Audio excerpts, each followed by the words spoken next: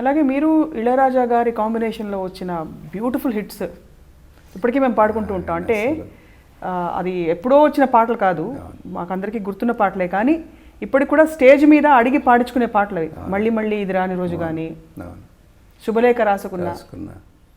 ఆయన అసలు సంగీతం అని దాంట్లో అసలు హార్మోనియం పెట్టి దగ్గర కూర్చుంటేనండి సరస్వతీదేవి అట్లా పొంగుకుని వస్తుందండి ఆయనకి. నేను ఇంకెవరి దగ్గర అట్లా చూడలేదు. మేము మరణ మృదంగం సినిమాకి రాజస్థాన్ వెళ్తూ ఒక పాట అర్జెంటుగా కావాల్సి వచ్చింది. ఆయన కేరళలో ఉన్నారు, తిరువనంతపురం. అక్కడికి రమ్మన్నారు, వెళ్ళాం.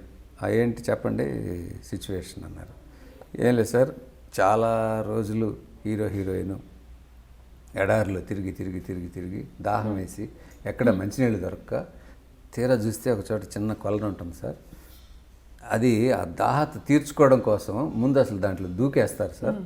దూకేసిన తర్వాత అవి ఆ పక్కన ఉన్నటువంటి విలేజెస్కి తాగే నీళ్ళు అవి వీళ్ళు దూకేసేసరికి అక్కడ ఉన్న వాళ్ళందరూ కొట్టడానికి వస్తారు సార్ అని చెప్పాను.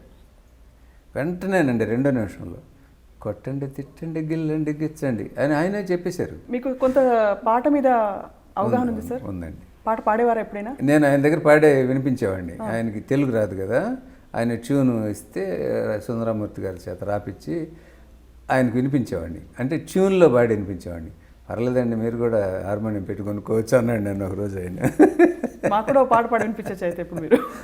మళ్ళీ మళ్ళీ ఇది రాని రోజు, మళ్ళీ జాజి అల్లుకున్న రోజు, ఏదో చెప్పాలని ఎంతో అడగాలని రగిలే ఆరాటంలో వెళ్ళలేను, ఉండలేను, ఏమి కాను. సాక్షి టీవీ ప్రసారాలను నిలిపివేయడం చట్టరీత్యా నేరం. సాక్షి టీవీ ప్రసారాల కోసం మీ స్థానిక కేబుల్ ఆపరేటర్ని వెంటనే సంప్రదించండి. డిటిహెచ్లో, ఇంటర్నెట్లో కూడా సాక్షి టీవీ ప్రసారాలను వీక్షించవచ్చు.